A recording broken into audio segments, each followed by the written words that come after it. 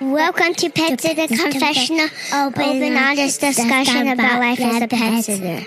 Brought to you by Time to Pet. Hello, everybody, and welcome back.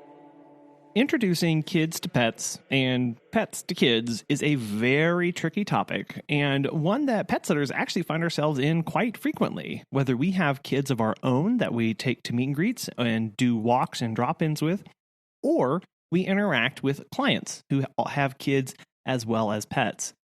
How we handle these conversations, how we handle these sort of introductions and interactions need to be done in the utmost safe and professional manner. Today, Alicia Obando, owner of Pitter Patter Parenting, joins us to discuss her mission to keep kids and pets safe at all times and how pet sitters can play a major role. Let's dive right in. I'm the owner of a company called Pitter Patter Parenting, and I live in Chicago, Illinois, with a dog and 4 cats. I work with families who have pets. How did Pitter Patter Parenting get started? Well, I started off as a child and family therapist, and have worked in different capacities with families for a while. And then I was working with pets in the animal welfare arena, in an animal shelter and a veterinary hospital. And I started a nonprofit, 10 years ago now, called Pets Are Like Family, which was kind of the beginning of Pitter Patter Parenting, because it was my attempt to put working with families and working with pets together. So putting both of my passions together. And that nonprofit was to help families with limited resources take care of their pets. And I really enjoyed doing that and wanted to somehow turn that into a career. So I actually closed down the nonprofit and started Pitter Patter Parenting as a business to help families manage their pets in a way that keeps everybody safe. I really like your background that you have there. How do you think having a background in counseling and psychology shaped how you look at pets and kids and family? Well, working as a child and family therapist for many years really made me learn about family dynamics and how individuals' behavior affects everyone else in the family. And to really kind of learn the systems that are in place in each family that leads to the positive outcomes, but also to some of the dysfunctions. And, to really see the vulnerabilities in all of us, and that we're all just doing the best we can with the resources we have at the time. Sometimes, unfortunately, I find that some people who work with pets get so focused on the pet and don't see what the whole family is going through, and can often be maybe judgmental about the family and how they are caring for their pet. But we really need to understand and empathize with everyone in the family and to just assume best intentions. And a lot of times, we do better when we know better. Part of my job is to help families learn best practices for pet care, and also for pet and child interactions. Yeah, a lot of people say, oh, my pet is a part of the family. But, the way you're phrasing a lot of this stuff is there is so much involved in that one statement of if you truly believe that, and they actually are, there's a lot of these dynamics that are going on as one person is changing or their behavior is one thing, that's having these broad effects on everyone around them. And if you're not aware of that or know what to look for, you can wind up 5-10 years down the road with some serious problems and kind of probably not know how you ended up there. Yeah, right. And one of the main issues that I deal with that is such a huge one incident that affects the whole family is the birth of a baby, and how that changes everything, especially if it's the first child. That changes everything for the dog, and obviously for the humans in the family as well. So kind of learning about how it's all interconnected, everyone in the family, and how everyone therefore has to be working together to be part of the solution. Why do you think that mission of educating and helping families with kids and pets work together and have healthy relationships. Why is that so important these days? Is that a new phenomenon? Are we becoming more aware of the effects that's having? Well, I think that dogs are much more a part of the family than they used to be, at least when people, self-identify that way on surveys and stuff, that they do consider their pet a part of the family. That wasn't always the case. A lot of times pets lived more outdoors, and now they're eating in our kitchens, they're sleeping in our beds, they're riding with us in the car, they're going to parties with us, we're entertaining together. And so I think that because of that, it has increased people's desire to learn more about pets, to do better by them. But it also means that they're in closer proximity to the people in the family. And so this has increased the need for behavior management. We suddenly have to teach our dogs what the rules are inside of our homes. These are not things that the dog knows automatically. When they're chewing on your shoe, they don't know they're doing something bad. They're doing a natural behavior that's completely appropriate for a dog. It's just not appropriate for us in our homes.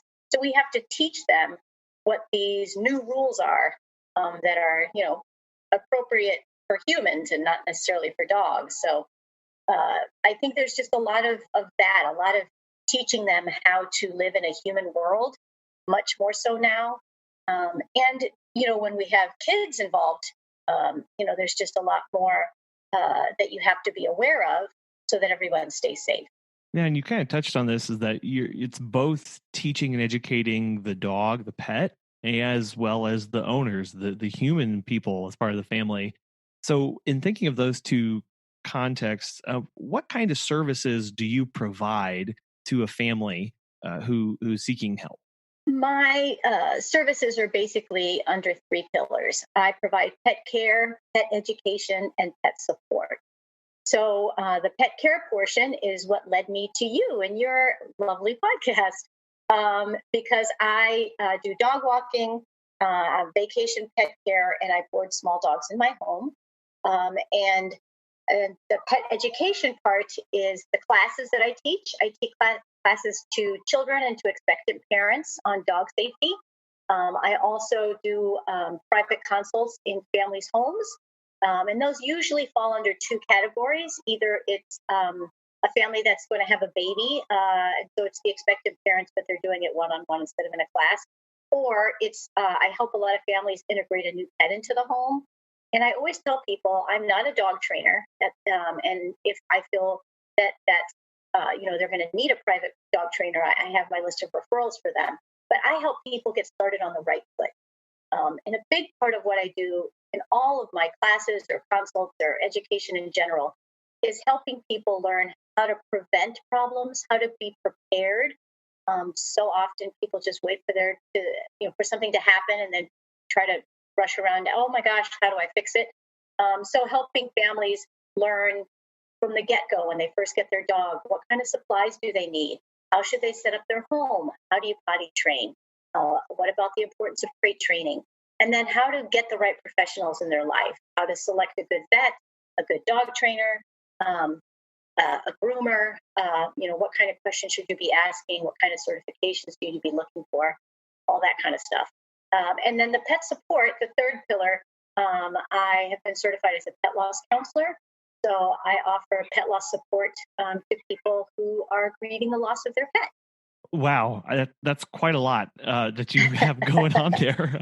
That's Yes. really cool. And what I love there is that central to that is you're really acting kind of as this mediator to families and other resources that are out there that can be so daunting to somebody who has no idea where to start, what terms are, what, as you mentioned, certifications or all of this stuff that's out there.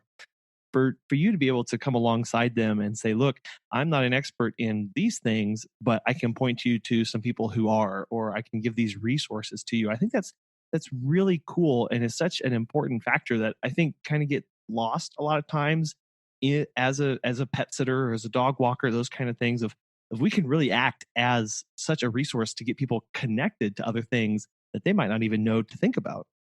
Right. I mean, not everybody has the time, or for that matter, the desire to become, a pet professional, to be knowledgeable in all things pet.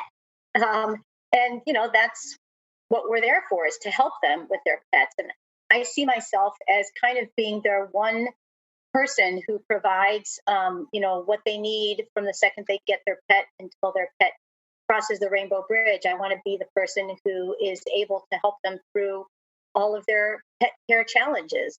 And, being able to refer them to quality professionals is so important, because as you know, there are so many unqualified folks out there, because there really isn't, the industry, I don't think, has caught up yet with the demand for high quality pet professionals. Anybody can hang out a shingle and call themselves a dog trainer. So how does somebody know how to pick a good one versus one who's maybe not as experienced as they could be?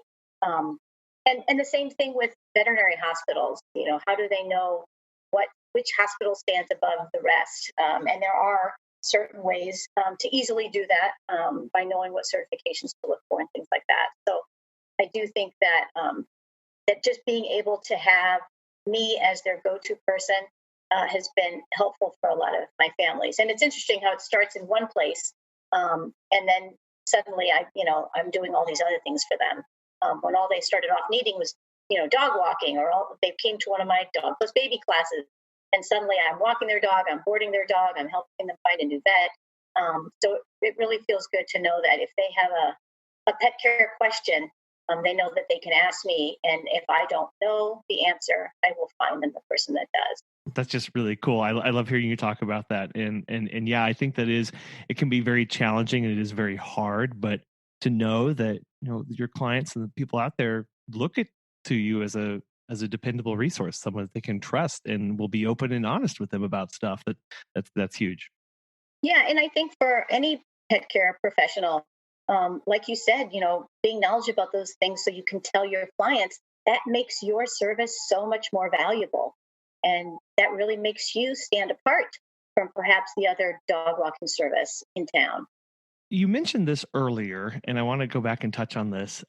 As part of your services that you provide, a lot of times you're dealing with a family who has a new baby, and a lot of times people want to bring on a new dog or cat right with that newborn baby.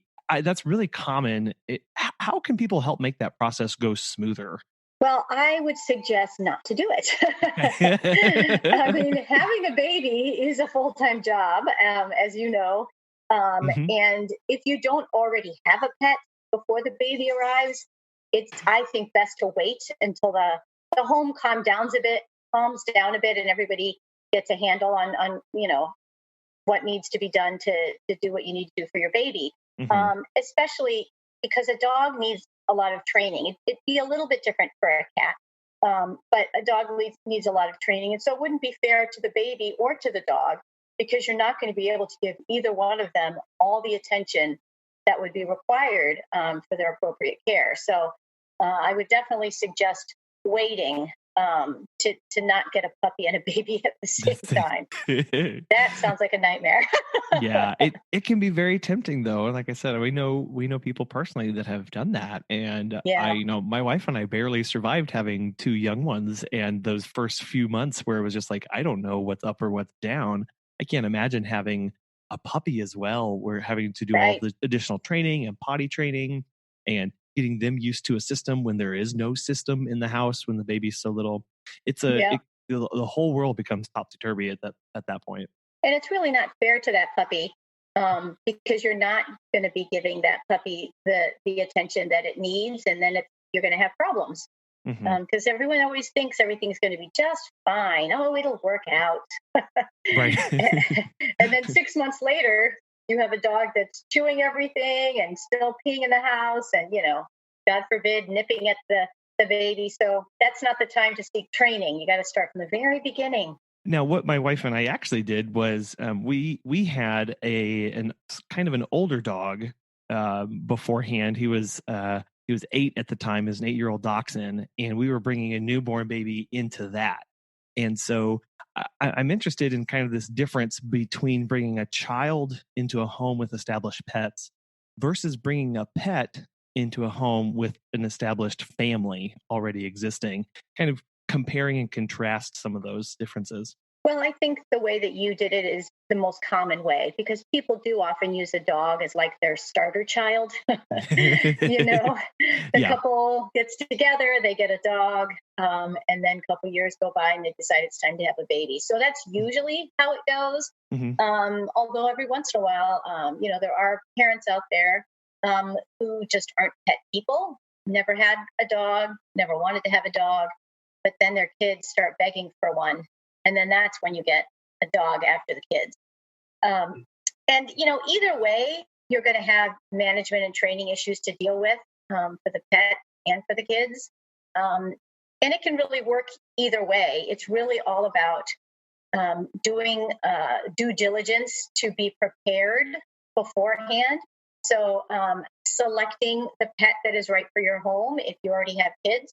A lot of people select a pet based on cuteness and not necessarily whether it's a good lifestyle match, which is so important. So, how do you select the pet? And then when you do have the pet, have you done preparation with your kids ahead of time? This is what it's going to entail to take care of a pet. And I always tell parents, if you don't want a dog, if you're not going to be taking care of them, then don't get one. Because the kids will promise till the cows come home that they're going to take care of everything, but they're not. You're going to be responsible as the adult. So you have to be prepared to be the one who takes them out when nobody else wants to and all that kind of stuff. So having those conversations with your kids about realistic expectations, levels of responsibility, and also safety concerns. And one of the classes I teach, it's called I Love Dogs. That actually teaches kids about pet care. And I always recommend that class for families who are thinking about getting a dog and or just got one. A lot of the kids who come are actually just kids that are begging for one. And so the parents are like, okay, let's go to this class. And so in the class, they practice how to walk a dog on a leash. I use my little Yorkie mix as a demo dog with all the kids' classes. And they walk her on a leash. They learn how to pick up poop. Of course, it's fake, but they pick up poop. They do treats. They groom her. They feed her in a bowl. So they do all the kinds of stuff that you would have to do if you're going to get a pet. And we talk a lot about all the responsibilities and which kinds of dogs they like and don't like, and therefore, what might be a good fit for them. So those are all the kinds of things that I would do ahead of time to be properly prepared if you're bringing the dog in after you've already had kids. Now, if you already have the dog and a baby is coming, then it's all about preparing the dog, but also preparing the space. And what is huge about that is there are so many changes that are coming with that baby, not just the actual baby coming into the house. It is all the equipment that makes noises and lights up and makes the arrangement of the house different, because the dog bed used to be there, but now the dog bed's been moved because the baby seat is going to be there. And so there are so many changes that are happening that the dog has no idea about. Scheduling is another one. Maybe mom is always the one who gets up every morning and walks the dog. But once the baby comes, suddenly the dog's going to go to doggy daycare or going to have a dog walker. And so all these changes are very confusing for the dog. And so being prepared by putting these systems in place before the baby comes, rearranging furniture, turning on the equipment, taking your dog for a walk with the empty stroller, getting them used to the changes over time will make that baby coming home not be as stressful. So again, it's all about proper preparations for yourself, for your home, and for the 2- and 4-legged critters. Yeah.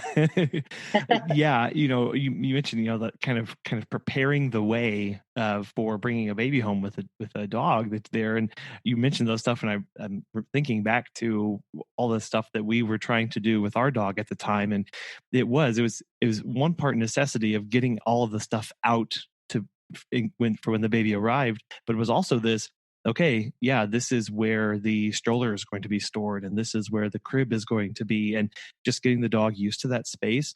And I Right. don't know if this helped at all, but one of our friends had told us to play crying baby sounds to see how the dog reacted. Yeah. Yeah. And That's a good thing to do. okay, Sure. okay, so we were kind of on track with that, and he wasn't bothered by that at all. But Hmm. so that was at least good to know. But yeah, there are just these things of there's a new person in the space, and you can do a lot of prep work to help ease the anxieties of the dog beforehand instead of just showing up with a brand new baby and putting it all out there at one time. Right. Right. And even just getting dog things taken care of, getting the vet appointment and all the shots done. You don't want to have to do that a month after the baby's born because you forgot that those vaccines were about to expire. Right. Um, Getting stocked up on all the meds and the food, and getting a bunch of Kongs stuffed with good things that you throw in the freezer. So you have something to give the dog when suddenly your hands are full with the baby and your dog's looking for attention. So just a lot of preparation stuff that we go through in my dog baby class. Hmm. Yeah, no, that's good because whenever you're bringing home a baby, typically you'll stockpile pre-made meals for the rest of the family. Right. But why not go ahead and stockpile pre-made treats and stuffed Kongs for the dog? I had never thought about. I really like that idea. And not rushing the introductions is another big one that I think parents aren't always aware of. The dog does not have to love the baby and be giving it kisses, at the beginning. It, that first week is really so crucial for the parent and baby bonding. And it's okay if the baby doesn't, get to meet, or the dog doesn't get to meet the baby right away. Take it at your own speed. He doesn't have to be face to face. I mean, he can just sniff his foot, maybe on day two or whatever, speed works for what's going on in your home. But just to give yourself permission to, not have them be mad best Yeah. friends right away. Yeah, because you can get on Instagram, Facebook, and go online and see all those cute, adorable pictures of the brand new, the newborn baby snuggling up with the lab or whatever, and you may, that just pulls at your heartstrings to want that so bad. But as you mentioned, that takes time, and that might not happen for a while, and to not force that and to kind of be okay with there being distance at times. Yes, and many of us who work in canine behavior cringe at so many of those photos that people post online, um, because you can see in the face of the dog that they're not comfortable. Um, One thing is hugging and kissing. That is not normal for dogs. That's not how they greet each other. And it's very typical for, people, especially kids, to want to, squeeze a cute dog. But that is just asking for a bite in the face for so many dogs and kids.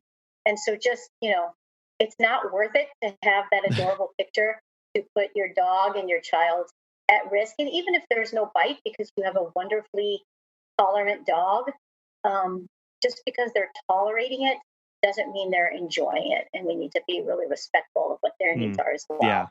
absolutely.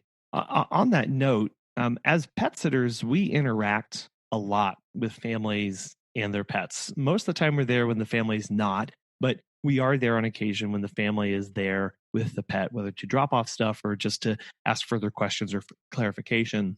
What are some warning signs that we can be watchful of in the family dynamic that may have some safety implications down the road? And how can we best bring that to the family's attention? Well, I think the most important thing for all of us, pet care professionals or pet parents, need to learn is how to understand canine and feline Mhm. communication. Luckily, now we live in the age where there are so many wonderful resources online. You can find YouTube videos about canine communication. There's online classes you can take. But just knowing what are the stress signals that a dog is showing you, to let you know that they're uncomfortable. That is so key. I would, anybody who walks dogs should definitely know these things, just some of the general, and some people call them displacement behaviors, calming signals, stress signals. They have different names, but basically it's the way the dog is telling you that they're not comfortable. And that can be, the placement of the ears being down, the mouth being closed. When I'm talking to kids and families about dogs that are appropriate and not appropriate to approach, a happy dog is going to be very loose and wiggly. A dog that is very stiff, that is staring or looking away, because there's a difference between them being, overly aroused, and the kind of, there's always the fight or flight sort of thing. A dog that is leaning forward, mouth tight, staring. That's a dog that I would be nervous around. But also on the other side of the spectrum, the fearful dog, which is usually the main reason a dog bites is out of fear. And that's, the dog that perhaps slinks away, looks away, his ears are down, his tail is tucked, all those sorts of things. So you want to be able, as a pet parent or a pet professional, to look at how the animal is talking. In one of the organizations that I got information from to teach a kids class, they talk about from ears, tails, all the way to from one end of the body to the other. You're looking at everything in their body language: the mouth, the eyes, the ears. Is the hair standing up on the back of their neck? What's the placement of their tail? So it's really important to know what you're looking at so that you can prevent a problem by either removing the dog from the uncomfortable situation or removing whatever is making the dog uncomfortable, whether it's a child or, whatever it is. So those are the things that I would say everybody needs to be looking out for to prevent problems. Have you heard about Time to Pet? Susan from The Pet Gal has this to say. Time to Pet has helped us grow exponentially. We believe the platform's features make us by far more professional than other companies who use conventional dashboards. They are the software gurus constantly developing and improving the platform based on user feedback. This decision was a good one. If you are looking for new pet sitting software for your business, give Time to Pet a try. As a listener of Pet Sitter Confessional, you'll get 50% off your first 3 months when you sign up at timetopet.com/confessional. So what are some of the most common problems or concerns that you see with families that have both kids and pets? Well, I think, as I mentioned earlier, the most common problem I see is the assumption that there is no problem. Just not preparing at all. And also, calling you in if there's been a bite or a growl or there's some concern between the dog and the child, and calling you in to basically fix the dog, and not realize that perhaps, it's because of what's being done to the dog or what's happening around the dog, not looking at their own behavior. For instance, one of my clients called me, and I originally met them about 2 years ago because the dog had bit the toddler 3 times already. And I get there, and the toddler's being, a usual 1.5, 2-year-old little boy. He's bouncing all over the place. But he is not at all respecting the dog's boundaries. He's jumping on the dog. And this is a little Frenchie, so it's not even a big dog. And at one point, how Frenchies don't really have much of a tail. The little boy likes to stick his finger where it doesn't belong in the doggy's rear end. And, and the parents said, oh, he loves to do that. We don't know why he loves to do that. And realizing that that's not okay. Yeah. No wonder your dog's not happy. So just things like that where the parents and dog owners, whether they have kids or not, there's a problem with their dog, they want you to fix the dog. And just really realizing, okay, what do I need to be doing differently to help solve this problem? Because perhaps, I'm contributing to this problem. And a lot of times, again, it's not that people are doing malicious things on purpose. They just don't necessarily know, what's appropriate or what's not appropriate. And so it's our job to just help provide some resources. And, you said, how do you talk to families? Obviously you have to be, diplomatic about things. The old saying, people don't care how much you know until they know how much you care. So developing that good relationship with them so they feel comfortable talking to you is important. And I think a big part of developing that relationship is always trying to provide assistance to them. How can I help you with this? As opposed to, well, you shouldn't be doing that, or, saying things that are going to shut people down because they're feeling judged, and not keeping them open to your ideas. So in your courses and when you're doing these counseling or consulting sessions, how much do you find yourself teaching the person versus teaching the pet as far as like ratios go? Well, when it comes to my classes for the kids or for the expectant parents, it's 100% teaching the people. The pets aren't even in class.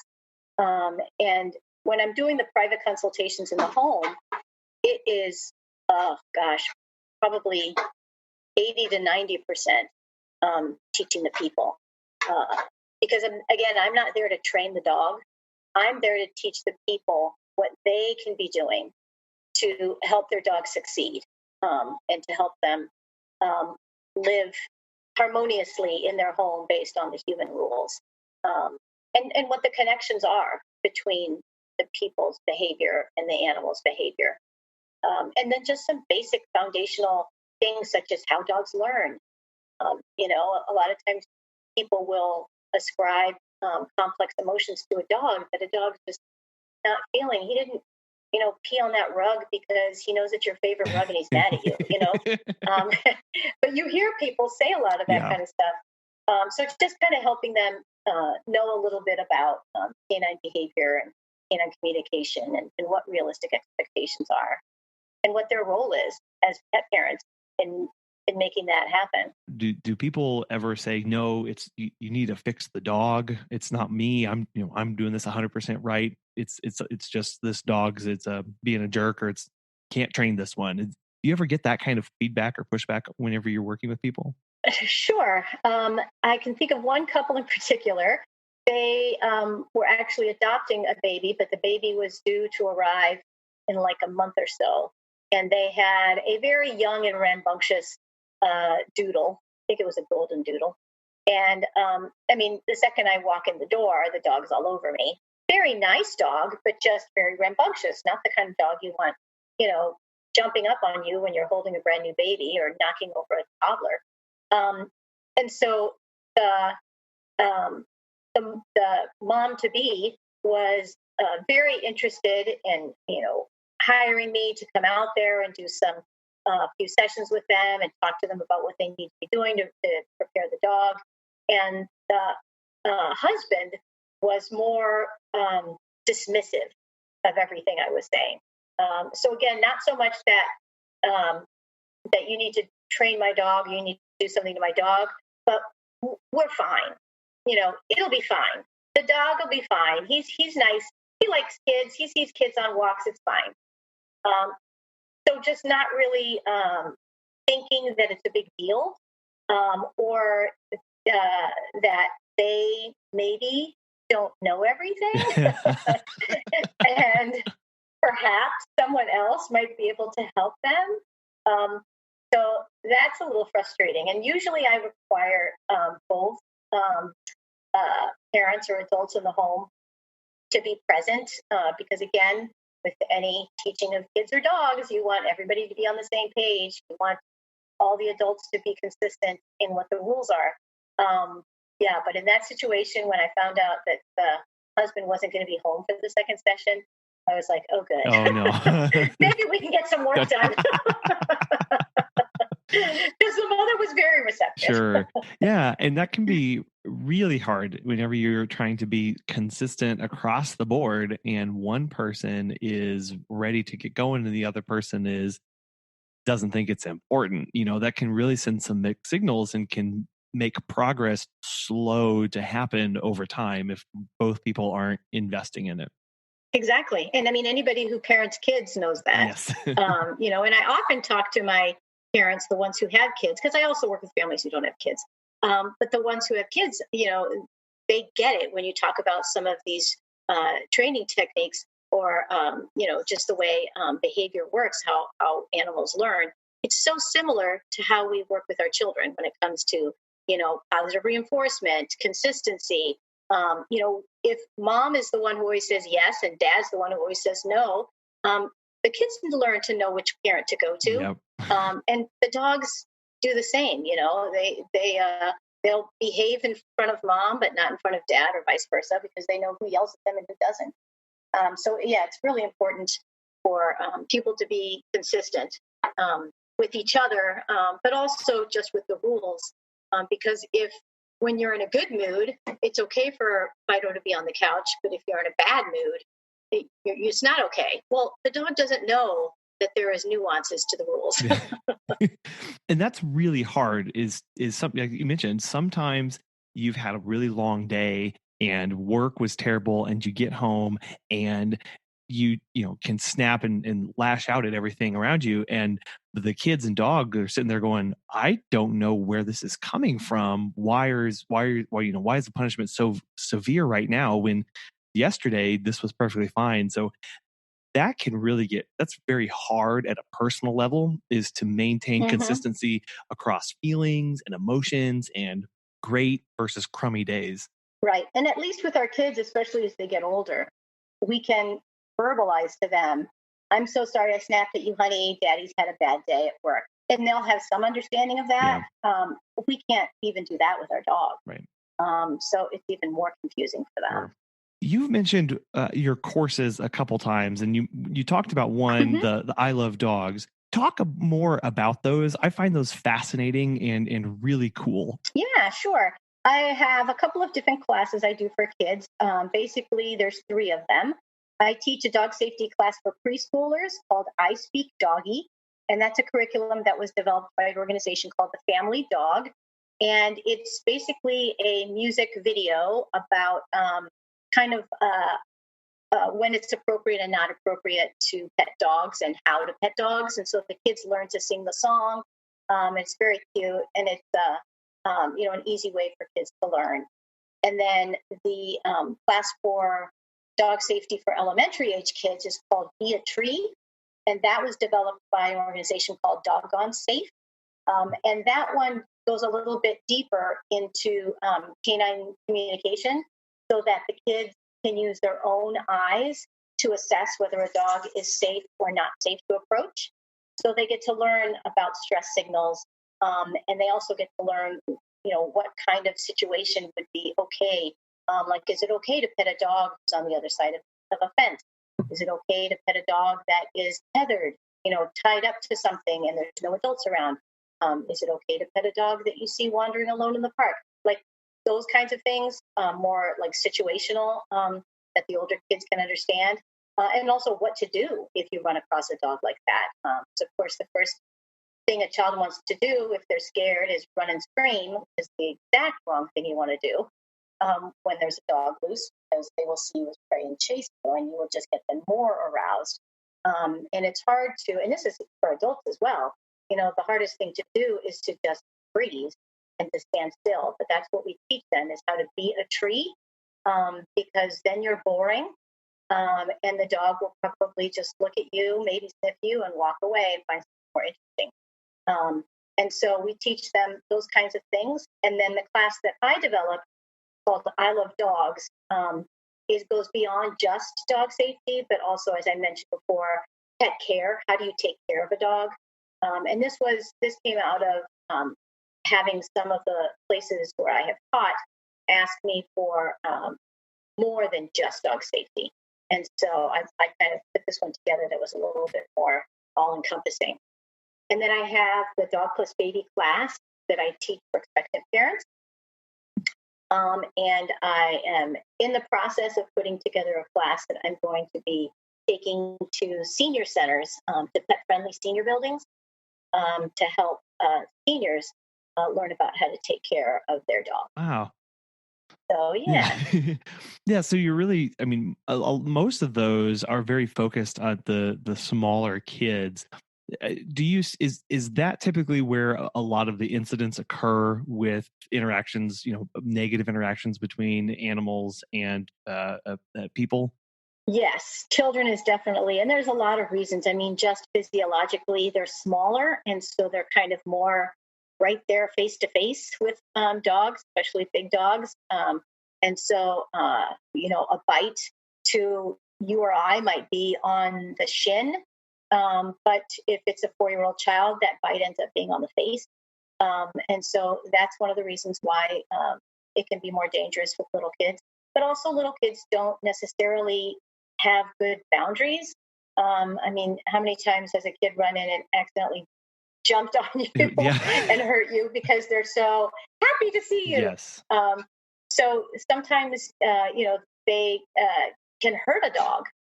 They can jump in, especially when you have senior dogs who are already perhaps arthritic or in pain. If a child bumps them or jumps on them and causes them pain, that can cause them to bite. And then also the food situation. Kids always seem to have food on them, falling from them, trailing behind them. I mean, every dog's favorite place is under the high chair, yes. right? To find the falling food. And so, of course, that can be a real draw for some dogs to want to perhaps nip at the child, if the kid's walking around with a big cookie in its hand. So there's several different reasons why. And a big part of it is just lack of education. I mean, nobody's teaching the kid what they should or shouldn't be doing. Like one of the things we learn in I Speak Doggy for preschoolers is just the basics of when to leave dogs alone. If they're eating, if they're sleeping, you don't go and try to pull a rawhide out of a dog's mouth. And one of the things we talk about in Dog Plus Baby classes is having a barrier between where the dog eats and where the toddler is climbing, crawling around. Because a kid will stick his hands in a dog food bowl, in a second because it's interesting, it's fun. Yeah. But if that dog is eating, those fingers become very tasty all of a sudden. Yeah. And, or if the dog just has food aggression or is being protective, right. And the, toddlers, especially, when they're crawling, love things at their level, and dog bowls are right there and they're fun to play with, Yep. So I can definitely see that. And we went through some very similar working with our kid, both of our kids, and with our dachshund. He has the temperament of a lab. I don't know where he got this from, but for being a dachshund, he is so relaxed and is so tolerant of those two, but he very clearly communicates when he's not happy and when he wants to be left alone. It was a great opportunity that my wife and I could really latch onto and go, listen to him, watch what he's doing with his ears, back away, don't do that while he's doing this. Because when we had other dogs around, then we didn't really have to worry about them because they knew that, well, Kobe, our dachshund acts like this. I'm not going to I'm not going to go out and bother those other dogs because they may act like that. Yeah, that's great that your kids had some of that education before you had client dogs around. Yeah, and that's a growing thing. I feel like I run into a lot of people who are doing they're pet sitters, but they also have their own kids and may bring them around clients, whether on drop-in visits or within their home. So what are some steps that those sitters could and should take to ensure that everybody's safe and happy? Well, the best way to make sure everybody is safe is to not bring your kids. But, that can't always happen if you have to pick up your kid because they're sick or whatever. And so, just really making sure, that if you can avoid it, I would avoid it. And of course, making sure you have insurance that covers if any incidents happen, not only, between the dog and the child, but you bring the child to your client's home and they knock over an expensive vase or something, so you have to be really careful about, insurance issues. And then I would also make sure that you really know the dogs well, because not all dogs like kids. Right. They're not all comfortable with it, mostly because a lot of dogs weren't raised with kids, and children can be scary. because they move unpredictably. They make loud, strange noises. For a dog, a 3-year-old is a completely different species from an adult. Or for that matter, even from a 12-year-old or a baby. They're all very different in the way that they move and interact in the world. And so dogs are not necessarily comfortable with that. And we have to respect that. And you might have a client that says, oh, my dog loves kids, or my dog's fine. But we need to be able to use our own skills to assess that, and not just take somebody else's word for it, especially, if it's your kid who could be at risk. You don't want to take somebody else's word for it. So you want to make sure that you know that dog and you're comfortable with that dog. Perhaps you've seen that dog with other kids, or maybe that family has kids. So he's got some level of comfort. So, again, it's preparation and prevention is always the way to go. And then, of course, like what you did, teaching our kids very early on all that they need to know about dogs, as far as what is safe, what is not safe, when to approach, when not to approach, how to approach. And a big one that I think is important for kids and adults to learn is that dogs need to have a choice about whether they want to interact or not. So with kids, we teach pet pause, pet them a few times and then stop. If they walk away, they're done. If they don't, then they like it. So that's one way to do it. Making sure that kids love to chase dogs, and dogs hate to be cornered. If kids run and chase a dog into a corner, sometimes that dog feels like its only option is to lunge and attack to get out of there. So, making sure that dogs have exit strategies, and that's part of how you set up the house as well. But just, teaching kids what's okay, what's not okay, and to respect dogs will really go a long way. And as we talked about previously is, there's a lot of groundwork that families go through to introduce a dog into a family. And when you bring your own kids over, you're kind of fast tracking that. And it's a whole new scenario because you're new, the kids are new, the whole situation is new. And so things are kind of heightened already. And so to really have good training and education, both on your part and your kids' part, if that's something that you're going to continue to do, and clear communication with the owner about expectations, and doing several meet and greets and several interactions before that actually happens to make sure that everyone's 100% comfortable. Right. I mean, I would definitely make sure that the clients are okay with you bringing kids over. Yes. That's something that I'm often talking to adults about, especially those who don't have kids, is that we need to be advocates for our dogs. And it's okay to tell people that, when they say, oh, can I pet your dog? It's okay to say no. If you have a fearful dog or a dog who doesn't like kids, and sometimes kids just want to run up to you and pet your dog. But people don't like to say, oh, no, because maybe that means their dog is mean or their dog is, a bad dog. And so I always recommend that people just say, oh, I'm sorry, he's in training right now. Yeah, and that's a way to keep people away without making him seem like a bad dog. Because you can feel so self-conscious to tell somebody no. They may, as you mentioned, you may start thinking, oh, they may think that's a bad dog, or that something has happened before, or I'm just being mean. But be an advocate. Right. Be an advocate, because as you mentioned, your dog needs an out, and sometimes that out is you getting your dog out of a situation. Yep.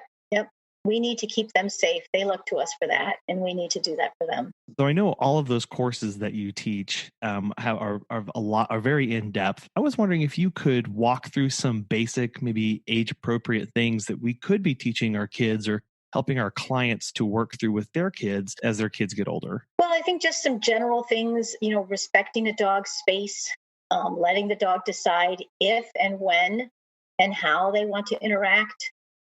Learning about stress signals so that you can see when the dog's uncomfortable and needs to either leave the situation or have the situation leave the dog. Making sure that they're getting all their physical, mental, and emotional needs met so they're less likely to be stressed. The old saying that a tired dog is a good dog. And that's very true. And not just physically tired, but is your dog getting enough mental stimulation? It's unfortunate how many dogs just sit inside all day while their parents are gone. what are you doing so that your dog feels happy, mentally stimulated? Do you, what kind of games can they play? What kind of puzzle toys do you have? Making sure their emotional needs are met also will help them be less stressed and be happier dogs. I mean, we're all nicer to others when we're happier, right? So we want to make sure our dogs are having a fulfilled life as well. So remembering that all dogs, like people, are different. Not all dogs like all dogs or all people. Just like we don't like everybody, we can't expect our dogs to like everybody either. So just, I think, really respecting, teaching kids and ourselves to respect dogs and to see what their needs are, rather than just imposing our needs on them. Yeah, because it can be very tempting of, well, this is my dog. I got this dog to make me happy and it makes me happy. So why is the dog acting this way whenever I'm trying to be happy and I want to go for a walk and I want to be doing this and I want to be doing that? To step back and go, oh, maybe the dog doesn't want to go today. That's fine. There are days where I don't like to do certain things too. So, okay, that's fine. Right. Or you want a certain kind of dog, and that's just not the dog you got. Yeah. Not every dog's a dog park dog. Right. It's not respectful to the dog to try to make him something he's not. Just like if you had a child that was shy, you wouldn't want to force him into social situations that made him uncomfortable. You would have to, rearrange your expectations. One of the services that you mentioned that you provide is crisis and grief counseling, which I honestly think is something that doesn't get talked enough about in pet care circles. And I recognize it's not just for the family. We as pet professionals who are providing this care get super attached to these furry friends. What are some signs that someone may need to be seeking some help in dealing with the loss of a pet? Well, grief, unfortunately, is a natural part of life. If you're going to love, you're going to grieve. So we really need to let ourselves feel it and go through it. Pretending it's not happening is not helpful to the healing process. And it helps a lot if folks have supportive friends and family to talk to. And sometimes that's enough. But not everyone is supportive of the kind of emotions that arise from pet loss. I mean, I think many of us pet lovers have experienced someone say something like, we'll just get another dog, or, something that we don't feel is very supportive. And so, if you need to talk to someone and you don't have someone supportive in your life, there are lots of hotlines, pet loss hotlines and support groups. And those are really great for helping you see that you're not alone. And that your feelings are valid, that it's okay to be really upset about the loss of a dog. And for some people, especially like seniors, that dog really was like their everyday companion. And it can be very depressing when people have become so close to their dog to lose their dog or their cat for that matter. So if you feel that your grief is getting in the way of daily functioning, if it is getting in the way of your close relationships, of your work, not being able to go to work or not being able to deliver quality work because, your mind is elsewhere, these might be times to seek professional help, such as a therapist. Yeah, you mentioned there is that, true grief is natural part of that. And I like how you started off by saying, if you're going to love, you're going to grieve, and knowing that is going to happen, and that's okay. And that's normal. But when it starts to affect relationships and what's going on around you, that can be a sign that it's time to maybe reach out to get some help.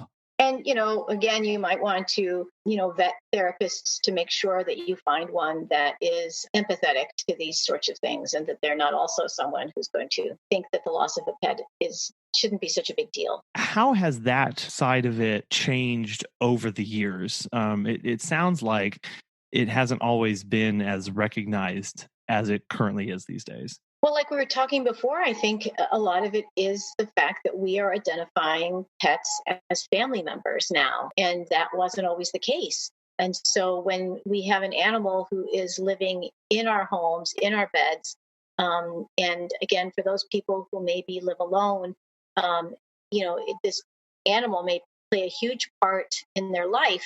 To lose that, it can be very devastating.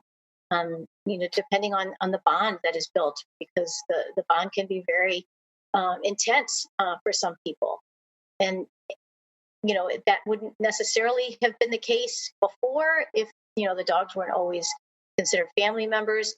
And because of the number of pets and the number of pet products and services and everything that's been elevated over the years, it's become, I think, a little bit more acceptable for us to feel that loss, because more people are realizing the importance of pets in our lives. As you mentioned, when you reach out to somebody, they may be a grief counselor or crisis counselor, ask if they have experience or expertise in dealing with pet loss specifically, because there's, right. That way they can deal with that, and they can acknowledge and validate some of the things that you're going through. In most of your animal hospitals, animal shelters will have resources. You can go to their website, and they'll have a list of pet loss resources, such as hotlines and support groups. So that's always a place to go as well. On the note of resources, we've talked about a lot of different things. What are some of your favorite resources that you recommend people who are interested in these kind of topics? Well, a couple of them that I've mentioned today. Doggone Safe is a wonderful organization. It's just doggonesafe.com. And they have great resources for pet professionals, but also for pet families. Family Paws, they're the organization that specifically works with dog plus baby, dog plus toddler issues. And it's their information that I use to develop my dog plus baby class. And then the group called the Family Dog. And that's the one that created the curriculum I Speak Doggy. And they have a few other curriculums as well, and a new program to become a dog trainer. There's one called Good Dog in a Box. They're great. They're they're fairly new. For pet professionals, a site that I'm really enjoying right now is called the Diagnostics Career Center. And it's basically online classes of all kinds. I just finished a certification program to become a dog bite prevention educator through them. And then right now, I just started a class on end-of-life pet issues. And they just have all different kinds of classes, again, just to help all of us learn all the different pet care, pet issues, so that we can be great resources for our clients. Right. Yeah, there's so much out there. There's so many great resources, and there'll be links to those and a few other things that we've talked about in the show notes and on the website for this episode. Alicia, I really want to thank you so much for coming on and taking time out of your day. I've really enjoyed this conversation, but I know we've only scratched the surface on all of these topics. There's so much more there. If people want to reach out and ask some more questions, how can they get in touch and follow along with your work? Well, my company is called Pitter Patter Parenting. So I'm at pitterpatterparenting.com. And you can also find me on Facebook, Instagram, YouTube, Yelp, all of those resources. And thank you so much for having me on the show. I really enjoyed talking about these things, and I'm a big fan of the podcast. So thanks. Thank you very much. Hopefully we'll have you on again soon. Sounds good. We all have a role to play in keeping everybody safe. Even if you don't have kids, maybe your clients do. Be on the lookout for how their kids interact with their dog during a meet and greet, or maybe as you interact with your clients from time to time. Help educate them on the best practices.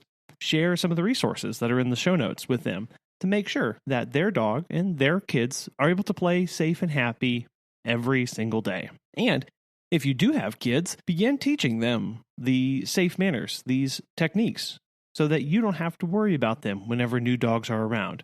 And screen so carefully during those meet and greets. Ask those really specific questions and really watch for those behaviors in both your kids and for the dogs that you are bringing into your care. We can make the whole experience so much safer for everybody involved. Megan and I would love to hear from you and how you're doing, maybe some of your experiences in introducing a new puppy to your kids or your kids to dogs that you care for. Please email us at feedback@petsitterconfessional.com. Send us an email at feedback@petsitterconfessional.com.